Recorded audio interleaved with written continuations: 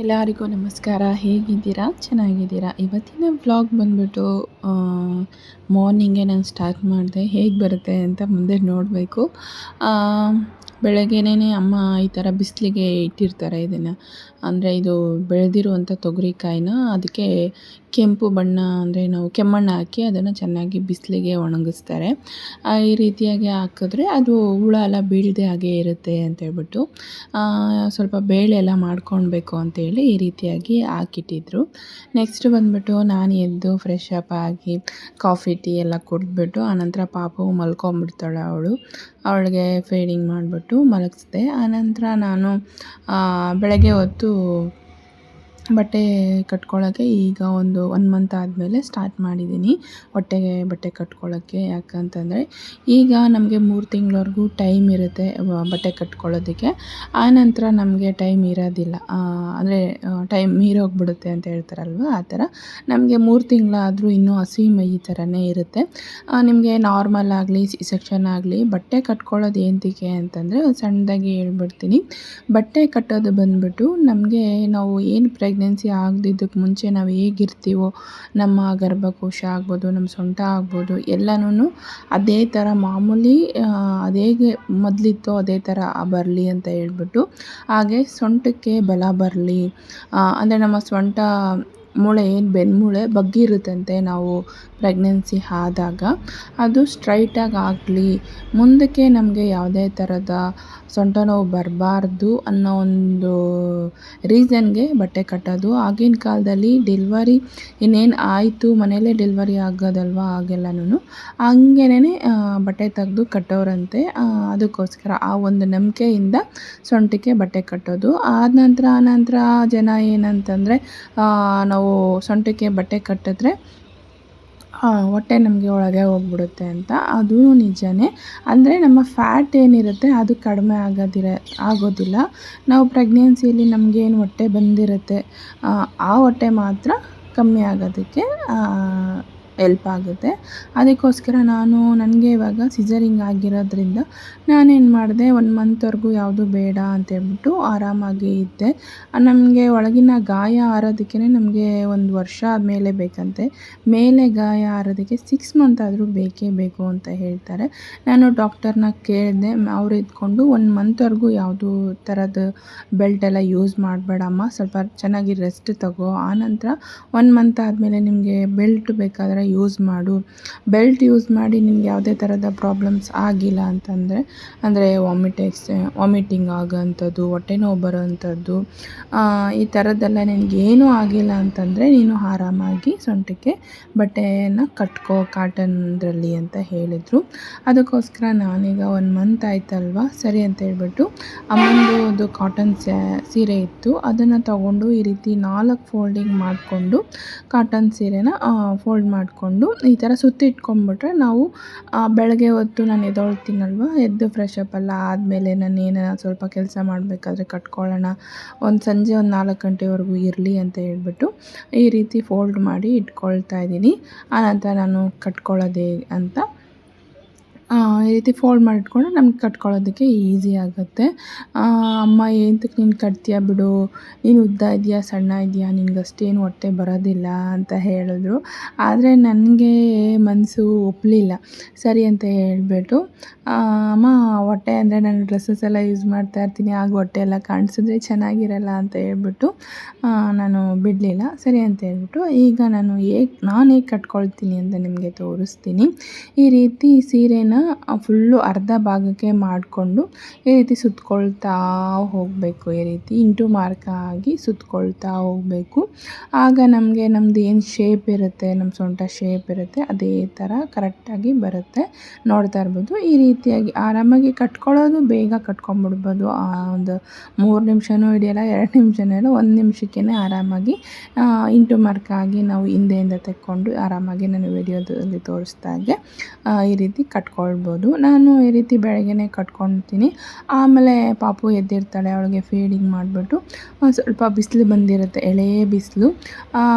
ಆ ಟೈಮಲ್ಲಿ ನಮ್ಮ ಮನೆಯಲ್ಲಿ ಎದುರುಗನೆ ಯಾವುದೇ ಥರದ ಬಿಲ್ಡಿಂಗ್ ಆ ಥರದ್ದು ಏನೂ ಇಲ್ಲ, ಹಳ್ಳಿ ಅಲ್ವಾ, ಚೆನ್ನಾಗಿ ಬಿಸಿಲು ಬರ್ತಾ ಇರುತ್ತೆ. ಅವಳನ್ನ ಈ ರೀತಿಯಾಗಿ ಎತ್ಕೊಂಡು ನಾನು ವಾಕ್ ಮಾಡ್ತಾ ಇರ್ತೀನಿ. ಅವಳಿಗೂ ಒಂದು ಸ್ವಲ್ಪ ಎಳೆ ಬಿಸಿಲು ಬಿದ್ದರೆ ಒಳ್ಳೆಯದು ಅಂತ ಹೇಳಿಬಿಟ್ಟು ಒಂಥರ ಮೂಡ್ಸ್ ಚೇಂಜಿಂಗ್ ಆಗ್ತಾ ಇರುತ್ತೆ. ಅದಕ್ಕೋಸ್ಕರ ಈ ರೀತಿಯಾಗಿ ನಾನು ವಾಕ್ ಮಾಡ್ತೀನಿ. ಒಂದು 10 ನಿಮಿಷ ಆದರೂ ವಾಕ್ ಮಾಡೇ ಮಾಡ್ತೀನಿ. ವಾಕ್ ಮಾಡೋದ್ರಿಂದ ನಮಗೆ ತುಂಬಾ ಬೆನಿಫಿಟ್ಸ್ ಇದೆ, ತುಂಬ ಒಳ್ಳೆಯದು. ಇದು ಬಿಸಿಲಿಗೆ ಹಾಕಿದ್ರು ಸರಿ, ಇದನ್ನು ಅದು ಕಲ್ಲಲ್ಲಿ ಬಿಡಿಸ್ಬೇಕು ಅಂತೇಳ್ಬಿಟ್ಟು ನೆಕ್ಸ್ಟ್ ಡೇನೂ ಅದನ್ನು ಹಾಕಿ ಇಟ್ಟಿದ್ದರು. ಅಮ್ಮ ಒಂದು ಸ್ವಲ್ಪ ಗಿಡಗಳ ಹತ್ರ ಎಲ್ಲನೂ ಕ್ಲೀನ್ ಮಾಡ್ಕೊತಾಯಿದ್ರು. ಸ್ವಲ್ಪ ಗಿಡಗಳು, ಹೂ ಗಿಡಗಳು ಹಾಕಿರೋದ್ರಿಂದ ಕ್ಲೀನ್ ಮಾಡ್ಕೊಳ್ತಾಯಿದ್ರು. ನಮಗೆ ಈ ಥರ ಒಂದು ಫ್ರೆಶ್ ಬೇಳೆ ಎಲ್ಲ ಸಿಗಲ್ಲ ಅಂದ್ಕೊಳ್ತೀನಿ. ನಾವು ಸಿಟಿಲಿ ಇರ್ತೀವಲ್ವ, ಯಾರು ಮಾಡಿಕೊಡ್ತಾರೆ. ಒಂದು ಸರಿ ಅಮ್ಮನೂ ನನಗೆ ಮಾಡ್ಕೊಂಬಂದು ಕೂಡ ಕೊಟ್ಟಿದ್ದರು ಫ್ರೆಶ್ ಬೇಳೆ. ಈ ಥರದ್ರಲ್ಲಿ ಯಾವುದೇ ಥರದ ಕೆಮಿಕಲ್ಸ್ ಇಲ್ಲದೇನೆ ಒಂದು ಸರಿ ನನಗೆ ಮಾಡ್ಕೊಂಡು ಬಂದು ಕೊಟ್ಟಿದ್ದರು. ಈ ವರ್ಷ ತುಂಬ ಕಡಿಮೆ ಇತ್ತು ಅಂತ ಹೇಳ್ಬಿಟ್ಟು ಇಷ್ಟು ಮಾತ್ರ ಹಾಕಿದ್ದಾರೆ. ಹೋದ ವರ್ಷ ತುಂಬ ಗಿಡಗಳು ಹಾಕಿದ್ರು. ಈ ವರ್ಷ ಒಂದೆರಡು ಗಿಡ ಹಾಕಿದ್ರು ಅಷ್ಟೇ. ಅದರಲ್ಲಿ ಒಂದಿಷ್ಟು ಮಾಡಿ ಎತ್ತಿಟ್ಟಿದ್ದಾರೆ. ನೆಕ್ಸ್ಟ್ ಬಂದ್ಬಿಟ್ಟು ಇಲ್ಲಿ ಒಂದು ಕನಕಾಂಬರ ಗಿಡ, ಬದನೆಕಾಯಿ ಗಿಡ, ಮಲ್ಲೆ ಹೂವು ಗಿಡ, ಈ ಥರದ್ದೆಲ್ಲನೂ ಮನೆ ಹತ್ರ ಒಂದಷ್ಟು ಗಿಡಗಳನ್ನು ಹಾಕ್ಕೊಂಡಿದ್ದಾರೆ. ಅವ್ರಿಗೆ ಹೂ ಗಿಡಗಳಂದರೆ ತುಂಬ ಇಷ್ಟ ಆಗುತ್ತೆ. ಈ ಉದ್ದ ಏನು ಕಾಣಿಸ್ತದೆ ಅದು ಹಸುಗಂತ ಹೇಳ್ಬಿಟ್ಟು ಪಾರಮುಲ್ಲ ಹಾಕ್ಕೊಂಡಿದ್ರು. ಅದು ಇದೆ ಚೇಪೆಕಾಯಿ ಗಿಡದ ಹತ್ರ. ಚೇಪೆಕಾಯಿ ಗಿಡ ಎಲ್ಲ ಫುಲ್ಲು ಡ್ರೈ ಆಗಿಬಿಟ್ಟು ಈಗ ಚಿಗುರ್ಕೊಂಡ್ಬಿಟ್ಟಿದೆ. ನೋಡೋಕ್ಕೆ ಚೆನ್ನಾಗಿದೆ. ಹಾಗೆ ಅದಕ್ಕೆಲ್ಲನೂ ಪಾತಿ ಮಾಡ್ತಾಯಿದ್ದಾರೆ. ಪಾತಿ ಮಾಡಿದ್ರೆ ಈಗ ಬೇಸಿಗೆ ಅಲ್ವಾ, ನಾವು ನೀರು ಹಾಕಿದ್ರೆ ಅದು ಅಲ್ಲೇ ರೌಂಡಲ್ಲೇ ಇರುತ್ತೆ ಅಂತೇಳ್ಬಿಟ್ಟು. ಏನಂದರೆ ನಮ್ಮ ಮನೆ ಹತ್ರ ಒಂದಷ್ಟು ಮಣ್ಣು ಚೆನ್ನಾಗಿಲ್ಲ. ಅದು ಈ ಕೆರೆ ಮಣ್ಣು ಅಂತಾರಲ್ವ, ಅದರಲ್ಲಿ ಒಡೆಸಿದಂಥ ಮಣ್ಣು ಇದು. ಸ್ವಲ್ಪ ಹಳ್ಳ ಇತ್ತು ಅಂತೇಳ್ಬಿಟ್ಟು ಅದರಲ್ಲಿ ಅಷ್ಟೊಂದು ಗಿಡಗಳು ಚೆನ್ನಾಗಿ ಬರೋಲ್ಲ. ಆದರೆ ಅಮ್ಮ ಸಗಣಿ ಗೊಬ್ಬರ ಹಾಕಿ ಇಷ್ಟು ಮಾತ್ರದಲ್ಲಿ ಗಿಡಗಳನ್ನು ಪೋಷಣೆ ಮಾಡಿದ್ದಾರೆ. ನೆಕ್ಸ್ಟ್ ಒಂದೇ ಒಂದು ಟೊಮಟೊ ಗಿಡ ಇತ್ತು. ಅದರಲ್ಲಿ ಎಷ್ಟು ಚೆನ್ನಾಗಿ ಕಾಯಿ ಬಿಟ್ಟಿತ್ತು ಅಂದರೆ ಅಷ್ಟೊಂದು ಚೆನ್ನಾಗಿತ್ತು. ನೆಕ್ಸ್ಟ್ ಪುದೀನ ಅಂತೆ, ಅಲೋವೆರಾ, ಈ ಥರದ್ದೆಲ್ಲ ಹಾಕ್ಕೊಂಡಿದ್ದಾರೆ. ಮನಿ ಪ್ಲ್ಯಾಂಟ್ ಯಾಕೋ ಗೊತ್ತಿಲ್ಲ, ಬಕೆಟಲ್ಲಿ ಇಟ್ಟಿರೋದಕ್ಕೇನೋ ಅದು ಚೆನ್ನಾಗೇ ಬಂದಿಲ್ಲ. ಅದನ್ನು ಕಿತ್ತು ಬೇರೆ ಜಾಗದಲ್ಲಿ ಹಾಕಬೇಕು ಅಂತ ಹೇಳ್ತಾಯಿದ್ರು.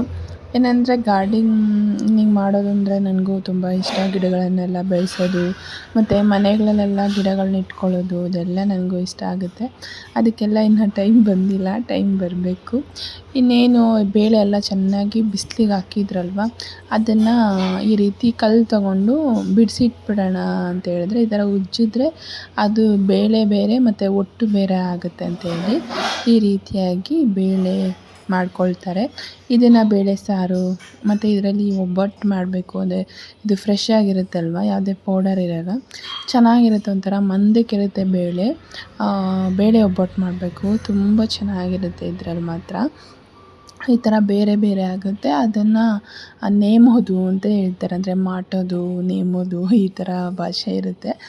ಆ ಥರ ಮಾಡ್ಕೊಳ್ತಾರೆ. ಆ ಥರ ನನಗೂ ಮಾಡೋಕ್ಕೆ ಬರೋಲ್ಲ, ಅಮ್ಮನೇ ಮಾಡೋ ಅಂಥದ್ದು. ಒಂದು ಅಮ್ಮಮ್ಮ ಅಂತಂದರೆ ಒಂದು ಅರ್ಧ ಕೆ ಜಿ, ಮುಕ್ಕಾಲು ಕೆ ಜಿ ಬೇಳೆ ಆಯಿತು ಅಷ್ಟೇ. ಕಾಳು ಸ್ವಲ್ಪನೇ ಇತ್ತಲ್ವ, ಅದಕ್ಕೋಸ್ಕರ ಇದನ್ನು ಚೆನ್ನಾಗಿ ಬಿಸಿಲಲ್ಲಿ ಅದು ಒಣಗಿರುತ್ತೆ. ಕಲ್ಲು ತಗೊಂಡು ಈ ಥರ ಮಾಡಿದ್ರೆ ಬೇಗ ಅದು ಒಟ್ಟನ್ನೋದು ಬಿಡಿಸ್ಕೊಂಡ್ಬಿಡುತ್ತೆ. ಚೂರು ಚೂರೇ ಈ ಥರ ಹಾಕ್ಕೊಂಡು ಆ ಬೇಳೆ ಮತ್ತು ಒಟ್ಟು ಬೇರೆ ಮಾಡಿಕೊಂಡ್ರೆ ನಮಗೊಂದು 3 ಟೈಮ್ 4 ಟೈಮ್ಗೆ ಬೇಳೆ ಅನ್ನೋದು ಆಗುತ್ತೆ. ಮತ್ತು ಕೈಯಲ್ಲೂ ಅಷ್ಟೇ ಈ ರೀತಿಯಾಗಿ ಮಾಡಬೇಕು. ಅದು ಒಟ್ಟು ಚೆನ್ನಾಗಿ ಬಿಟ್ಕೊಳ್ಳೋವರೆಗೂ ಅಮ್ಮ ಅದನ್ನು ರೆಡಿ ಮಾಡ್ಕೊಳ್ತಾಯಿದ್ರು. ನಾನು ಸರಿ ಅಂತೇಳ್ಬಿಟ್ಟು ತಿಂಡಿ ಮಾಡ್ಕೊಳ್ಳೋಕ್ಕೆ ರೆಡಿ ಮಾಡ್ತಾಯಿದ್ದೆ. ಅಮ್ಮ ಈ ಥರ ಕೆಲಸಗಳು ಅವರು ಮಾಡ್ಕೊಳ್ತಾ ಇರ್ತಾರೆ. ನಾನು ನನ್ನ ಕೈಲಾದ ಕೆಲಸ, ನೀರು ಇಲ್ಲದಿರೋಂಥ ಕೆಲಸಗಳನ್ನು ನಾನು ಮಾಡ್ಕೊಳ್ತೀನಿ. ಅವರು ಬಟ್ಟೆ ಒಗೆಯೋದು, ಸಾಮಾನು ತೊಳೆಯೋದು, ಪಾಪು ಬಟ್ಟೆಗಳೊಂದಷ್ಟಿರುತ್ತೆ, ಅದನ್ನೆಲ್ಲ ಮಾಡ್ಕೊಳ್ತಾರೆ. ಈ ಥರ ಕ್ಲೀನಾಗಿರುತ್ತೆ ಇದು. ಒಂದೊಂದು ಮಾತ್ರ ಅಲ್ಲೊಂದು ಇರುತ್ತೆ. ಇದನ್ನು ಇನ್ನೂ ಚೆನ್ನಾಗಿಲ್ದಿರೋದೆಲ್ಲ ಆಯಬೇಕು ಮತ್ತು ಅದನ್ನು ಮಾಡಿದ್ರೆ ಒಂದಷ್ಟು ಬೇಳೆ ಅನ್ನೋದಾಗುತ್ತೆ. ಅದನ್ನು ಮತ್ತೆ ಬಿಸಿಲಲ್ಲಿ ಇಟ್ಟಿದ್ದಾರೆ. ಅಷ್ಟೊತ್ತಿಗೆ ಈ ಥರ ಒಂದು ವ್ಯೂ ಬಂತು. ಇದು ಸಂಜೆ ತಗೊಂಡಿರೋಂಥ ವೀಡಿಯೋ.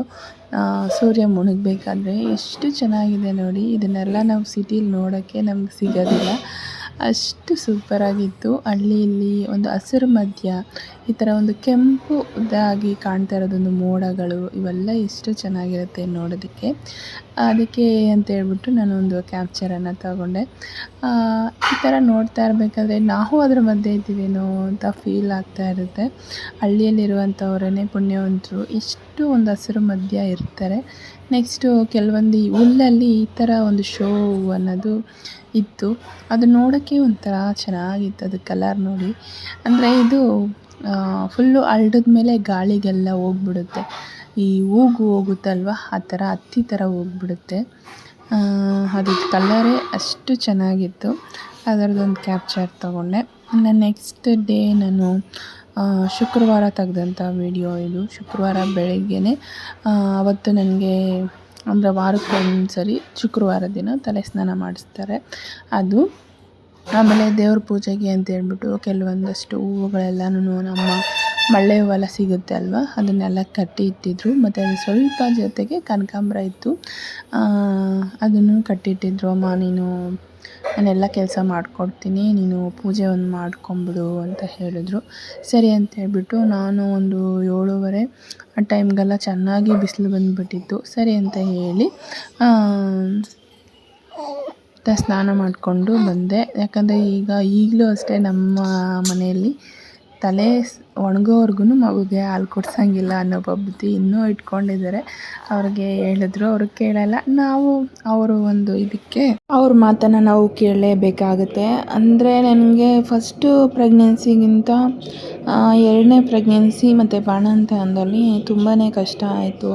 ಮತ್ತು ಬಾಣಂತನದಲ್ಲೂ ಅಷ್ಟೇ ತುಂಬಾ ಫೇಸ್ ಮಾಡಿದೆ ನಾನು. ತುಂಬ ವೀಕ್ ಆಗಿದ್ದೀನಿ. ಮತ್ತು ಸಾಕಷ್ಟು ಹೆಲ್ತ್ ಪ್ರಾಬ್ಲಮ್ಸು ಈ ಥರದ್ದೆಲ್ಲನೂ ಮಾಡಿಕೊಂಡು ಹೋಗ್ತಾನೇ ಇದ್ದೀನಿ. ನೆಕ್ಸ್ಟು ಬಂದ್ಬಿಟ್ಟು ಫಸ್ಟು ಬಾಣಂತಿಯಲ್ಲಿ ನಾನು ಅಷ್ಟೊಂದು ಗಟ್ಟಿಯಾಗಿದ್ದೆ. ಮತ್ತು ಈ 2ನೇ ಬಾಣಂತನದಲ್ಲಿ ತುಂಬಾ ವೀಕ್ ಆಗಿದ್ದೀನಿ. ಮತ್ತು ಪ್ರತಿಯೊಂದಕ್ಕೂ ನನಗೆ ಏನೊಂದು ಸುಸ್ತಾಗೋದಂತ ಆಗ್ಬೋದು, ಮತ್ತು ತುಂಬ ಹೇರ್ ಫಾಲು, ಸ್ಕಿನ್ ಡ್ಯಾಮೇಜ್ ಆಗೋದು, ಈ ಥರದ್ದು ಎಲ್ಲನೂ ಆಗ್ತಾಯಿದೆ. ಮತ್ತು ನಾನು ರಿಕವರ್ ಆಗೋದಕ್ಕೂ ತುಂಬ ಟೈಮ್ ತೊಗೊಳ್ತಾ ಇದೆ. ಏನು ಮಾಡಬೇಕು ಅಂತ ನಿಜವಾಗ್ಲೂ ಗೊತ್ತಾಗ್ತಾಯಿಲ್ಲ. ಫೈನಲಿ ನನಗೆ ಒಂದು 1 ಮಂತ್ವರೆಗೂ ಬ್ಲೀಡಿಂಗ್ ಅನ್ನೋದು ಇದ್ದೇ ಇತ್ತು. ಬ್ಲೀಡಿಂಗ್ ಆಗ್ತಾನೇ ಇತ್ತು. ಈಗ ಇನ್ನೇನು 2 ಮಂತ್ಸ್ಗೆ ಹತ್ರ ಆಗ್ತಾಯಿದ್ದೀನಿ ಅನ್ಬೇಕಾದ್ರೆ ನನಗೆ 1.5 ಮಂತ್ ಆದಮೇಲೆ ಈಗ ಯಾವುದೇ ಥರದ ಬ್ಲೀಡಿಂಗ್ ಆಗ್ಬೋದು, ಸ್ವಲ್ಪ ಎನರ್ಜಿ ಬಂದಂಗಾಗಿದೆ. ಅದಕ್ಕೇ ಇವತ್ತು ಫಸ್ಟ್ ಟೈಮ್ ನಾನು ದೇವ್ರ ಪೂಜೆ ಮಾಡಿದೆ. ತುಂಬಾ ಖುಷಿ ಆಯಿತು, ಹಾಗೆ ಸಮಾಧಾನ ಆಯಿತು. ಹೆಂಗೆ ಅಂತಂದರೆ ನನಗೇನೋ ಬಲ ಬಂದಂಗೆ ಅನ್ನಿಸ್ತು. ಇಷ್ಟು ದಿನ ನಾನು ಏನೋ ಕಳ್ಕೊಂಬಿಟ್ಟಿದ್ದೀನೇನೋ ಅನ್ನೋ ಒಂಥರ ಫೀಲ್ ಆಗ್ತಾಯಿತ್ತು. ನಿಮ್ಮಲ್ಲಿಗೆ ಯಾರಿಗಾದ್ರೂ ಪರವಾಗಿಲ್ಲ ದೇವ್ರ ಪೂಜೆ ಮಾಡಿಲ್ಲ ಅಂದರೆ ಏನು ಅನಿಸುತ್ತೆ ಅಂತ ಕಮೆಂಟ್ ಮಾಡಿ. ಫೈನಲಿ ಹೂವೆಲ್ಲ ಹಾಕಿ ನಾನು ಪೂಜೆ ಮಾಡಿದೆ. ಆಮೇಲೆ ನಾನೇ ಪಾಪುಗೆ ಸ್ನಾನ ಮಾಡಿಸ್ಬೇಕಿತ್ತು. ಸರಿ ಅಂತ ಹೇಳ್ಬಿಟ್ಟು ವ್ಯಾಕ್ಸಿನ್ ಬೇರೆ ಹೋಗಬೇಕಿತ್ತು. ಸರಿ ಅಂತ ಹೇಳಿ ಇವತ್ತು ನಮ್ಮ ಪಾಪುಗೆ 45 ಡೇಸ್ದು ವ್ಯಾಕ್ಸಿನ್ ಹಾಕ್ಸ್ಬೇಕಿತ್ತು. ಅದಕ್ಕೋಸ್ಕರ ಬೇಗನೆ ಅಂದರೆ ಮಗುಗೆ ಫಸ್ಟೇ ಸ್ನಾನ ಎಲ್ಲ ಮಾಡಿಸ್ಕೊಂಡು ಹೋಗ್ಬಿಟ್ರೆ ಸರಿ ಹೋಗುತ್ತೆ. ಮತ್ತು ಅವಳು ವ್ಯಾಕ್ಸಿನ್ ಎಲ್ಲ ಹಾಕಿದ ನಂತರ ಮತ್ತು ನಾವು ಮಧ್ಯಾಹ್ನ ಸ್ನಾನ ಮಾಡಿಸ್ತೀವಿ ಅಂತಂದರೆ ಅವಳು ತುಂಬ ನೋವಿರುತ್ತೆ ವ್ಯಾಕ್ಸಿನ್ ಹಾಕಿರೋದು ಅಂತೇಳ್ಬಿಟ್ಟು ನಾವೇನು ಮಾಡಿದ್ವಿ, ನಾನು ಪೂಜೆ ಎಲ್ಲ ಮುಗಿಸ್ಕೊಂಡು ಆನಂತರ ಪಾಪುಗೆ ಸ್ನಾನ ಮಾಡಿಸಿದ್ವಿ. ಇನ್ನೊಂದು ವಿಷಯ ಏನು ಅಂತಂದರೆ ನನಗೆ ಗೊತ್ತಿಲ್ಲ ಈ ವಿಷಯ ಈ ಥರ ಇದೆ ಅಂತೇಳ್ಬಿಟ್ಟು. ಅಮ್ಮ ನಾವು ಅಂದರೆ ನಮ್ಮ ರಿಲೇಟಿವ್ ಒಬ್ಬರು ತೀರ್ಥ ತಂದುಕೊಟ್ಟಿದ್ರು. ಅಂದರೆ ಕುಂಭಮೇಳಕ್ಕೆ ಹೋಗಿದ್ರಲ್ವ, ಆ ತೀರ್ಥನ ತಂದುಕೊಟ್ಟಿದ್ರು. ಅಮ್ಮ ಸ್ವಲ್ಪ ಹಾಕ್ಕೊಂಡು ಆಗಿನ್ನು ನಾನು ಪ್ರೆಗ್ನೆಂಟ್ ಆಗಿದ್ದೆ. ನನಗೆ ಆ ಯೋಚನೆ ಬಂದಿಲ್ಲ, ನನ್ನ ಅಮ್ಮನಿಗೆ ಆ ಥರ ಯೋಚನೆ ಬಂದಿದೆ. ಸರಿ ಅಂತೇಳ್ಬಿಟ್ಟು ಹುಟ್ಟೋ ಮಗುಗೂ ಆ ಕುಂಭಮೇಳ ತೀರ್ಥವನ್ನು ಇಟ್ಟಿದ್ರು. ನಿಜವಾಗ್ಲೂ ಅಮ್ಮ ಇದನ್ನು ನೀರಿಗೆ ಹಾಕು ಸ್ನಾನ ಮಾಡಿಸ್ಬೇಕು ಅಂತಂದರು. ನಿಜವಾಗ್ಲೂ ಎಷ್ಟು ಖುಷಿ ಆಯಿತು ಅಂದರೆ ನನಗೆ ತಾಯಿ ಆದೊಳಗೆ ಯೋಚನೆ ಬರಲಿಲ್ವಲ್ಲ, ನನ್ನ ಅಮ್ಮನಿಗೆ ಎಷ್ಟು ಯೋಚನೆ ಇದೆ ಅಂತ ಹೇಳ್ಬಿಟ್ಟು ಅದಕ್ಕೆ ಹೇಳೋದು ಅಮ್ಮನೇ ಅಂತ. ಆವಾಗ ಅದನ್ನು ಹಾಕಿ ಸ್ನಾನ ಮಾಡಿಸ್ಕೊಂಡು ರೆಡಿ ಆಗಿಬಿಟ್ಟು ತಿಂಡಿ ಮಾಡಿಕೊಂಡು ಹೊರಟ್ವಿ. ಅಂಗನವಾಡಿಯಲ್ಲಿ ಹಾಕ್ತಾರಲ್ವ ಆ ಥರ ಅಂತೇಳ್ಬಿಟ್ಟು ಹೋಗಿ ಹಾಕ್ಸ್ಕೊಂಡು ಹೊರಡ್ತಾ ಇದ್ವಿ. ಸ್ವಲ್ಪ ದೂರನೇ ಇತ್ತು ಅಂತೇಳ್ಬಿಟ್ಟು ಸರಿ ಅಂತ ಹೋಗಿ ವ್ಯಾಕ್ಸಿನ್ ಹಾಕ್ಸ್ಕೊಂಡು ಬಂದ್ವಿ. ತುಂಬಾ ಹತ್ಬಿಟ್ಲು. ನಿಜವಾಗ್ಲೂ ಅವರು ಇಂಜೆಕ್ಷನ್ ಹಾಕೋದು ನೋಡಿದ್ರೆ ನಮಗೆ ಭಯ ಆಗುತ್ತೆ. ನಾನಂತೂ ಕಣ್ಗಳಂತೂ ಗಟ್ಟಿಯಾಗಿ ಮುಚ್ಕೊಂಡ್ಬಿಟ್ಟಿದ್ದೆ. ಅವರು ಈಗ ವೀಡಿಯೋ ಎಡಿಟ್ ಮಾಡಬೇಕಾದ್ರೆ ನೋಡ್ತಾ ಇದ್ದೀನಿ, ಮಗು ಎಷ್ಟು ನೋವು ತಿನ್ಬೋದು ಅಂತ ನನಗನ್ಸುತ್ತೆ. ನಾವು ಒಂದು ಇಂಜೆಕ್ಷನ್ಗೆ ಎಷ್ಟು ನೋವು ಪಡ್ತೀವಿ ಅಲ್ವಾ ಅಂತ.